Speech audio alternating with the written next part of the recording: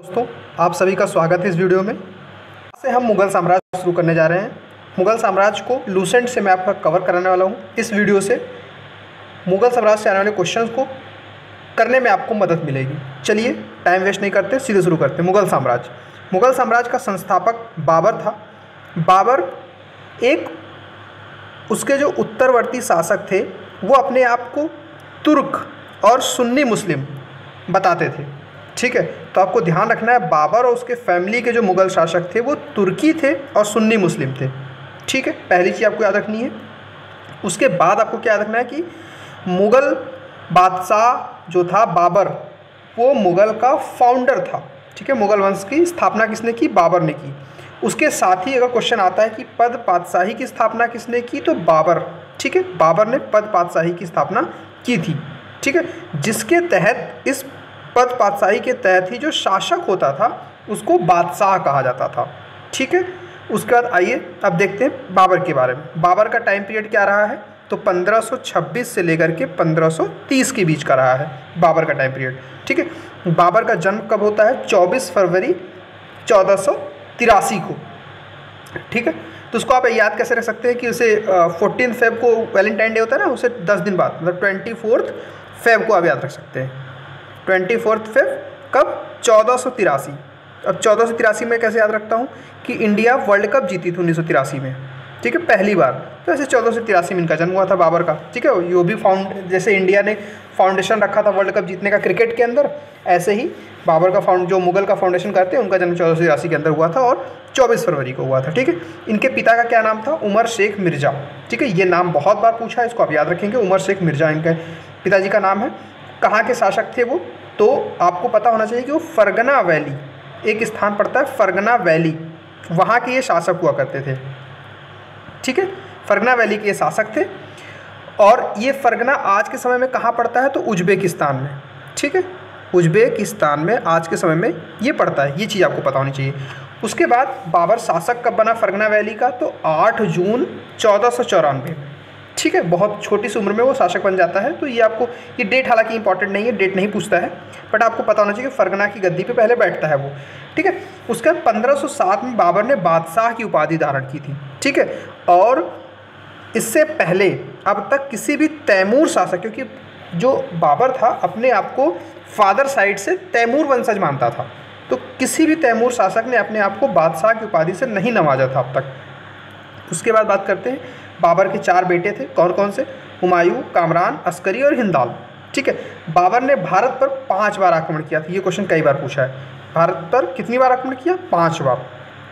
ठीक है, 5 times attack किया, ये आपको पता होना चाहिए। उसके बाद बात होती है कि बाबर का जो भारत के विरुद्ध किया गया जो प्रथम अभियान था वो कब था? तो 1519 के अंदर पहला अभियान था। ठीक है, और उस समय जब पहले अभियान उसने किया था तो किसके अगेंस्ट युद्ध लड़ा था? ये चीज़ पूछता है, किससे विरुद्ध लड़ाई की थी उसने? तो यूसुफ जाई जाति के लोग जो सिंध एरिया में रहते थे उनके विरुद्ध पहला अभियान था इसका। ठीक है, इस अभियान में बाबर ने कौन कौन सा एरिया जीता? बाजौर, इसको याद रखिए, बाजार एरिया। ठीक है, बाजार और भेरा एरिया को अपने कब्जे में कर लिया था। ठीक है, उसके बाद बात करते हैं, बाबर को भारत पर आक्रमण करने का निमंत्रण किसने दिया था? तो ये चीज़ आपको ध्यान रखना। उस समय जो पंजाब एरिया पड़ता है, मतलब इंडिया का पंजाब और पाकिस्तान का पंजाब मिला के, पंजाब का एक शासक था दौलत खान लोधी। ठीक है, और मेवाड़ का जो शासक था राणा सांगा। दोनों ने मिलकर निमंत्रण दिया था। ठीक है, क्योंकि ये दिल्ली सल्तनत के साथ इनका बैर था, तो इन्होंने बाबर को निमंत्रण भेज दिया कि भारत पे अटैक करो, जिससे मिल बांट के खाएंगे। बट बाद में इनको नुकसान हुआ, जैसा आप जानते हैं। फिर क्या हुआ कि पानीपत का युद्ध होता है, पहला युद्ध। कब होता है? आप सभी को पता है कि 1526 में होगा। ठीक है, पानीपत का पहला युद्ध होता है। उसके बाद पहली बार बाबर ने इस पानीपत के युद्ध में तुगलुमा युद्ध नीति का उपयोग किया। ठीक है, ये एक तुर्की युद्ध नीति है, ये आपको ध्यान रखना है। तुर्की युद्ध नीति है जिसका पहली बार बाबर ने पानीपत के युद्ध में यूज़ किया। उसके बाद तोपखानों के प्रयोग को पॉपुलराइज किया। ठीक है, हालांकि तोपखाने इंडिया में थे पहले से, इतना तोप यूज़ हो रही थी, बट पॉपुलराइज बाबर ने किया। ये चीज़ ध्यान रखना है। उसके बाद बाबर की आर्मी के कुछ लोगों के नाम पूछता है, जैसे एक उस्ताद अली करके थे। ठीक है, एक मुस्तफ़ा थे। उस्ताद अली और मुस्तफ़ा नाम के 2 प्रसिद्ध निशानेबाज थे जो इसकी आर्मी में थे और पानीपत के प्रथम युद्ध में उन्होंने पार्टिसिपेट किया था बाबर के साइड से। ठीक है, ये चीज़ थी बाबर की। अब बाबर के द्वारा लड़े गए कुछ युद्धों के बारे में डिस्कस कर लेते हैं। बाबर के द्वारा जो युद्ध लड़े गए 4 मुख्य युद्ध हैं। पहला युद्ध पानीपत का पहला युद्ध, जैसा हमने देखा 21 अप्रैल 1526 को। ये डेट पेट में पूछ ली जाती है और पूछा भी गया, तो आई होप इसको आप याद रखेंगे कि 21 अप्रैल 1526 किसके बीच हुआ? तो इब्राहिम लोदी और बाबर के बीच। तो आप इसको ऐसे याद रखते हैं, बाबर ने बिल फाड़ दिया, 20 से बाबर और इब्राहिम लोदी। ठीक है, बाबर जीता। सेकंड है खानवा, मतलब पहला ट्रिक भी मैं अभी आपको लास्ट में बताऊंगा कि पानी पिया, खाना खाया, चल दिया, घर गया, मर गया वाली जो ट्रिक है ना, वो यहाँ पे काम कर जाएगी। सेकंड बैटल है खानवा की 17 मार्च 1527 के अंदर, मतलब ये ऑर्डर में 26, 27, 28, 29। ठीक है, सेकंड बैटल होती है राणा सांगा के साथ, जिसने इन्वाइट किया था ना, उसी के साथ युद्ध। यहाँ पे राणा सांगा को मार देता है बाबर और बाबर फिर जीत जाता है। फिर तीसरा युद्ध है चंदेरी का युद्ध। वहाँ पे चंदेरी एरिया पड़ता है, वहाँ के शासक थे मेदिनी राय। ठीक है, मेदिनी राय बाबर का विरोध करते हैं, तो फिर 1528 में बाबर इनसे युद्ध लड़के इनको भी मार देता है, जिससे कि पूरा रास्ता बाबर का साफ हो चुका। फाइनल युद्ध है घाघरा का युद्ध, बाबर का आखिरी युद्ध है। ठीक है, अफ़गानों से लड़ता है और फाइनली अफ़गानों को पराजित करता है। ठीक, और यहाँ से कंप्लीट जो है मुस्लिम रूल या मुग़ल रूल स्टेबलाइज हो जाता है। ठीक है, उसके बाद बात करते हैं बाबर किस लिए जाना जाता है। बाबर अपनी उदारता के लिए जाना जाता है। ऐसा कहते हैं कि बाबर बहुत ज़्यादा लिबरल था, बहुत ज़्यादा उदार था, इसलिए उसको कलंदर की उपाधि दी गई थी। तो क्वेश्चन आ जाए कि किस शासक को, किस मुगलिया शासक को कलंदर की उपाधि दी गई थी उसकी उदारता के लिए?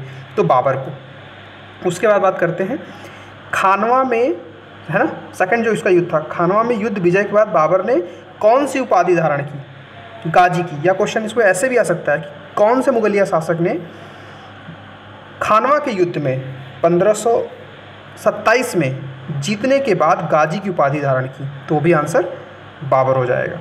ठीक है, फिर बात करते हैं 30 जनवरी 1528 को कहते हैं कि राणा सांगा को जहर दे दिया गया था। ठीक है, जिसके कारण उसकी मृत्यु हो गई थी। ठीक है, उसके बाद बात करते हैं कि अब बाबर की मृत्यु कहाँ हुई? तो बाबर की मृत्यु आगरा में हुई थी 26 दिसंबर 1530। अच्छा, ऐसे इसको याद रखिए ना, 25 दिसंबर को क्रिसमस डे होता है, उसकी जस्ट एक दिन बाद, क्रिसमस डे के जस्ट एक दिन बाद, लगभग 48 वर्ष का था बाबर, 26 दिसंबर 1530 को आगरा में उसकी मृत्यु हुई। ठीक, जब मृत्यु होने के बाद आगरा के उसको आराम बाग में दफनाया गया पहली बार उसके शव को, लेकिन बाद में उसके शव को निकाल के काबुल ले जाया गया। ठीक है, क्योंकि उसने शुरू में ही अपनी जो आत्मकथा थी उसकी, उसमें लिखा था कि उसका काबुल में दफनाया जाए, ऐसा करके उसने कुछ लिख रखा था उसके अंदर। ठीक है, बाबर ने अपनी आत्मकथा की रचना की थी, इसका नाम था तुजुके बाबरी। ठीक है, यहाँ पे बाबर नाम लिखा है बट तुजुके बाबरी था, जो कि तुर्की भाषा में थी। इसका पर्शियन में अनुवाद किया गया। ठीक है, जिसका नाम बाबरनामा है। ठीक है, किसने अनुवाद किया था? अब्दुल रहीम खान खाना ने। ठीक है, उसके बाद बात करते हैं बाबर कुछ कविताएं भी लिखा था। ठीक है, जैसे एक है मुबैयान, एक तरह की ये पोएटिक स्टाइल है। मुबैयान नामक जो पद्य शैली है, इसका जन्मदाता बाबर को मानते हैं। ये बहुत इंपॉर्टेंट क्वेश्चन है। ठीक है, उसके बाद बात करते हैं बाबर प्रसिद्ध नक्शबंदी सूफ़ी ख्वाजा उबैदुल्ला अहरार, है ना, इनका अनुयायी था, मतलब इनको अपना गुरु मानता था। ठीक है, इसको आप अहरार याद रखिए क्योंकि अहरार ही पूछा आता है।